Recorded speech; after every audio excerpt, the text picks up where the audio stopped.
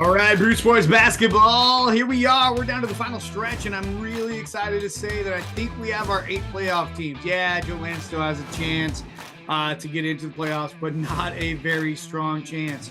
And there's two different ways that he can go, but the 8 teams at this point appear to be the battle for number 1 seed, which is also the battle for the division between Elmer and Mason. And then we have the number 2 seed. This is basically clinched at this point, and that's Dobson. The number 3 seed basically clinched at this time. It is Matt's. And so we're looking at the 1, 2, 3, and 4 are going to be some combination of Josh and Elmer, and then Dobson, and then Matt. That leaves a 5th seed. Now, this is interesting because Andrew reached out to me this week and said, hey, is it bad to tank, or is it illegal to tank? And my answer was no, as long as you are starting healthy players. So once again, we'll be watching to see what Andrew does.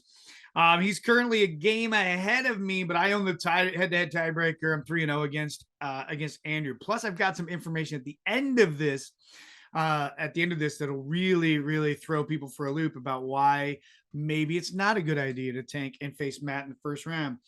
So that's 5th and 6th seed, right? That's right now it's Andrews at number 5, Swenson at number 6. Number 7 is Dana, and number 8 is Aaron. Dana put up a massive number this week and lost by 0.65 to Dobson. That's just crazy. What a great game Jaron Jackson Jr. had. JJJ.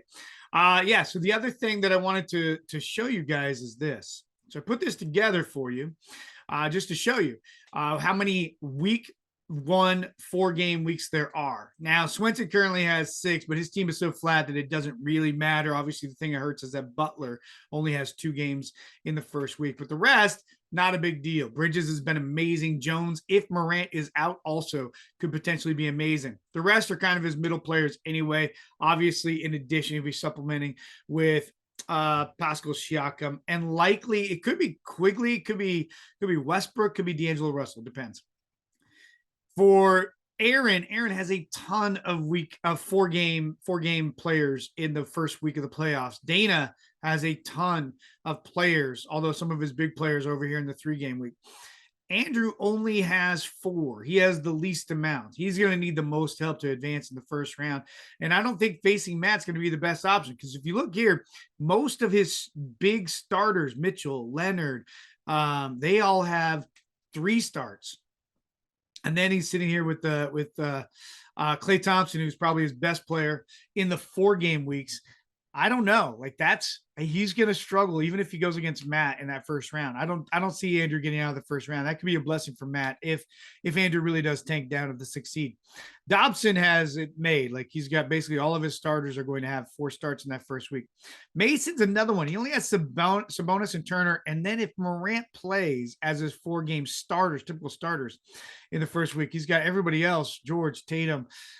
He's got some tough ones, Drew Holiday, down here in the 3-start week, and that might cause a problem if he goes against a high-powered team that's ready, that has him outgamed. It could be interesting. It could be very interesting. Elmer obviously set himself up for success. Most of his big starters, other than Giannis, are on 4-game weeks. All right, so that's kind of a look. We have 2 weeks left, 4 games left to really jockey for position, although Dobson is pretty much all set. Matt is pretty much all set as the 3 seed. So it really comes down to that battle for the number 1 seed. And that could be very important for Mason, because Mason getting the number 1 seed going against Aaron at the 8 could be really tight. But if he hangs on to the 4 and Swenson moves up, which he should, because he's got three non-playoff teams that he's playing in the next 2 weeks, and Swenson passes Andrew into the 5th speed and faces Mason, that could be a very tight game as well, as Swenson proved this week by putting up almost 550 points. So, could be interesting. We're going to have to take a look and see how that goes. All right, have a good one.